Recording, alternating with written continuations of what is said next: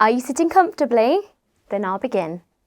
These words were the calming start to the storytelling programme on the radio for children from the 1950s and ran until 1982. And whilst this is very old, this catchphrase has been used so regularly to settle children into storytime sessions.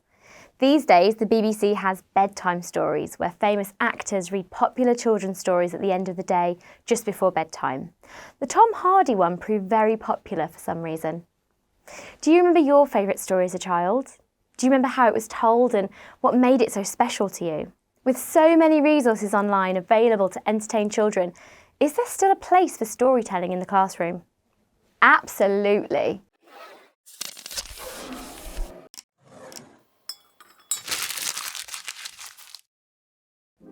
I'm Natalie from My Progression, and this week's video will focus on the importance of storytelling and the many, many benefits it brings to your classroom. This skill must never be undervalued. In fact, the promotion of storytelling is essential in childhood development.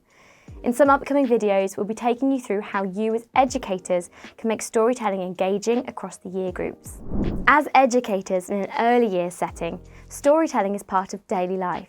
In EYFS, stories are an important part of the day where children's listening, language, social and emotional skills are developed. The early years framework says, language comprehension necessary for both reading and writing starts from birth.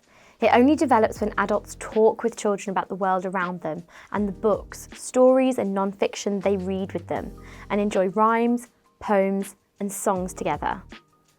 Ofsted expects schools to be able to demonstrate that their pupils embark on a reading journey which begins in reception and continues to Year 6. Inspectors are looking for evidence of strong phonics teaching aimed at ensuring all pupils become adept at word reading and develop fluency. Our aim is to foster a love of reading from the start of a child's life. This hopefully begins at home through the singing of children's songs, nursery rhymes and picture books, as well as children's storybooks. But what we need to remember is when a child starts education, their individual experiences will differ greatly. Some children will have experienced lots of exposure to books and been read to on a daily basis or told stories by family members, whereas some will perhaps have never ever been read to and therefore have no experience of stories or even books. As educational practitioners, we are the expert readers in the class with the most experience of listening to stories as well as telling stories, so it's important that we use this skill to model good story reading to our students. When we read, the children are using their listening skills, listening to the fluency of the written story and the intonation of your voice, which will create atmosphere.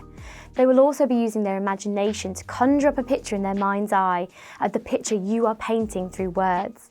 Listening to a story being read exposes the children to a different world where they're taken away from the here and now and transported to another place, a new experience. Imagination is different for everyone, so what one child will be envisioning is likely to be different from the child next to them.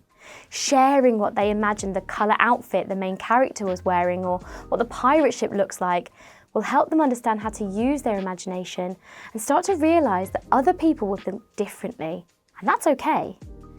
Stories include a wide range of genres to engage children's interests: fairy tales, myths or legends, poetry and rhymes, sci-fi, graphic novels or comics, historical novels, and so many more.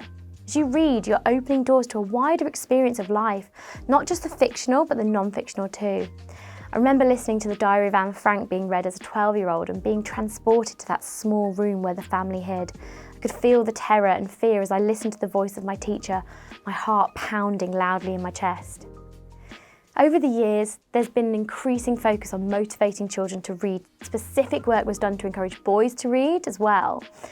In schools, we have World Book Day and author visits to promote a love of reading within school, as well as encourage parents and carers to promote the importance of reading outside the school environment.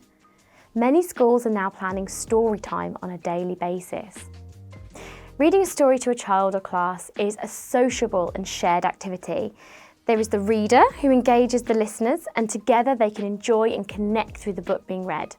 Throughout this time, you go on a journey together and connect socially and emotionally through responses.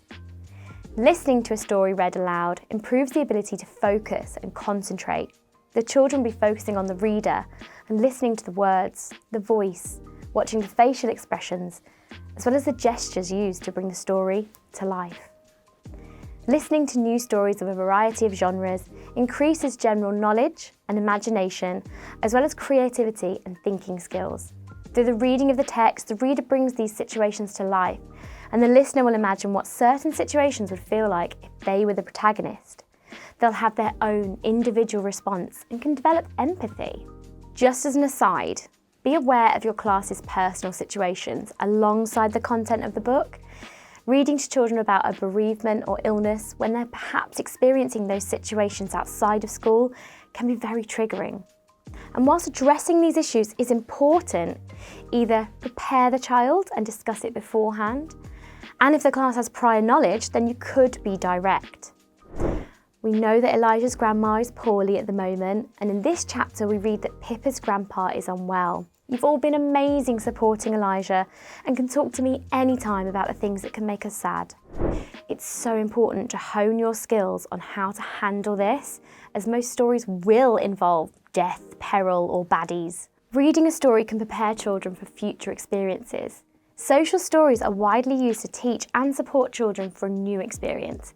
These stories can be particularly helpful for anxious children and those who need to be prepared fully for a new experience.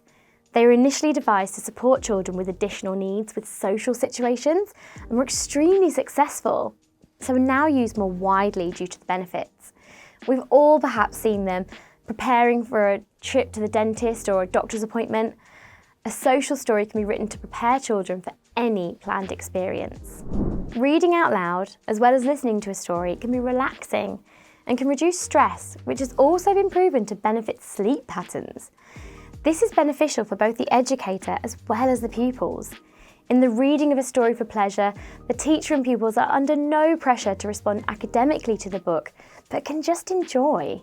What a great way to end the day. We as educators are modelling reading to the pupils we teach and are also scaffolding their learning by the very fact we're exposing them to a wealth of vocabulary, a range of sentence structures, demanding an emotional response to the text such as empathy, anger, fear, or anticipation. Listening to a story can be the catalyst to a child wanting to read more. That independent reading will give greater exposure to the written word, which has been seen to support improved literacy skills. Everything you do in your classroom will have an impact on the children in your class, and reading a certain story at a certain time could trigger a new interest in space or fashion that will set them off on a whole career trajectory. So how is reading for enjoyment compared to reading for comprehension? You're looking for a different outcome, and it's a different way of teaching. Storytelling is a very different skill compared to reading for comprehension, as it allows the reader and listener to just sit back and enjoy and make of the story what they will. Reading for comprehension puts pressure on the listener to understand so many facets of the text, the language, the vocabulary, the organisation of the story, as well as what may be being inferred to. We will look at teaching for comprehension in a further video, but this pressure can take away some of the pleasure. And whilst they're both very different, they both are very valuable. I love books and love reading, and it's honestly one of my favourite pastimes. I've been Natalie from My Progression, and I would love to know what books you've loved to read to your class. Please drop us a comment below, and whilst you're there, like, subscribe, and click on the bell to keep hearing more from My Progression. And let's keep your career in motion.